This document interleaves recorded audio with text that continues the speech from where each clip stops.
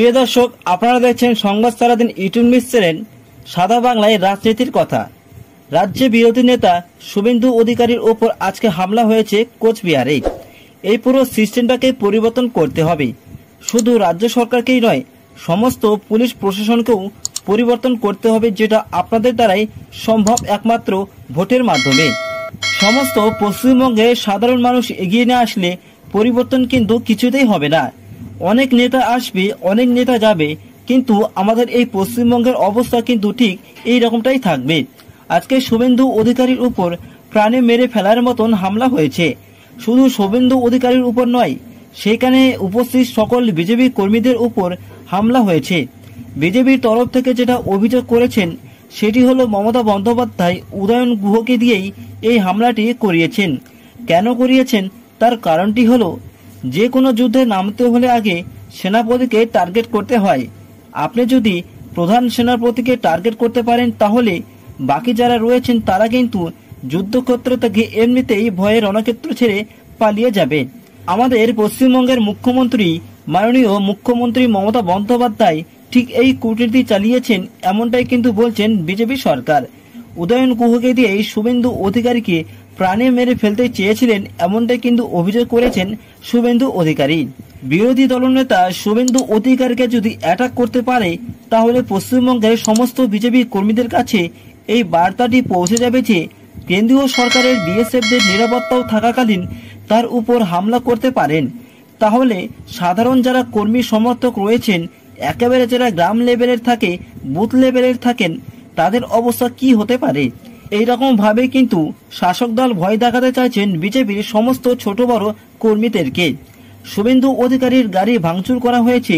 তৃণমূলের পতাকা এবং কালো পতাকা গো ব্যাক স্লোগান দিয়ে কিন্তু হাতে পাথর ছুঁড়ে বিক্ষোভ শুরু করেছেন তৃণমূলের সমস্ত নেতারা শুভেন্দুকে দেখেই।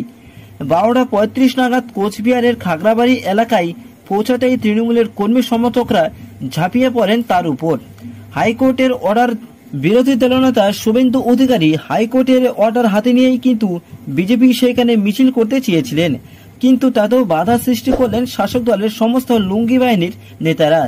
দেখুন আরো একবার কিভাবে হামলা করছেন লুঙ্গি বাহিনী দল।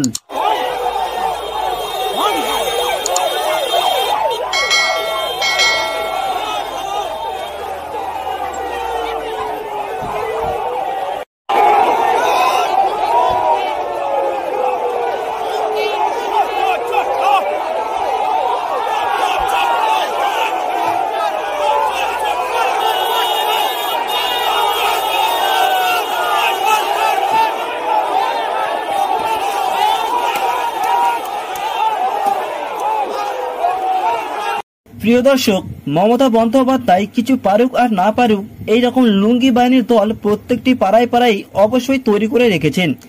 এদের কাজ শুধুমাত্র বিজেপির সভা বা মিছিলে গিয়ে ঝামেলা সৃষ্টি করে ভাঙচুর করা। এদের প্রতি শাসক দলের কিন্তু একটু আলাদা রকমই ভালোবাসা থাকে।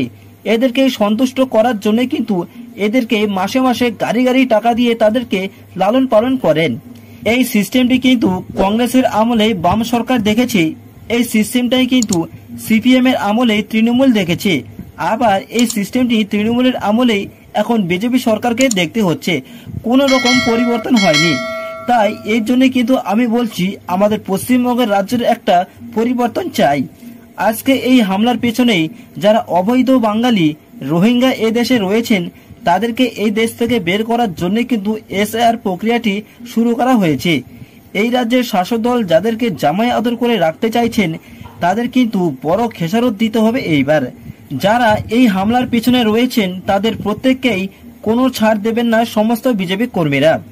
প্রিয় দর্শক, আপনারা যদি বিজেপি কর্মী হয়ে থাকেন, বিজেপি দলকে ভোট দেন এবং এই দলকে ভালোবেসে থাকেন, তাহলে আমার এই চ্যানেলটিকে অবশ্যই সাবস্ক্রাইব করুন। প্রত্যেক বিজেপি কর্মীদের কাছে আমার একটি অনুরোধ রইল, যদি আপনাদের আমার এই ভিডিওটি ভালো লেগে থাকে, তাহলে অবশ্যই পশ্চিমবঙ্গের সমস্ত বিজেপি কর্মীদের কাছে এই ভিডিওটি শেয়ার করে দেবেন এবং সনাতনী হিন্দুরা অবশ্যই কমেন্টে জয় শ্রীরাম অবশ্যই লিখবেন এবং এই চ্যানেলটিকে সাবস্ক্রাইব অবশ্যই করবেন। আবারও বলছি, দেখা হচ্ছে প্রিয় দর্শক আপনাদের সঙ্গে বিশেষ কোনো বিজেপি পার্টির খবরে। ততক্ষণে দেখতে থাকুন, পাশে থাকুন। ধন্যবাদ।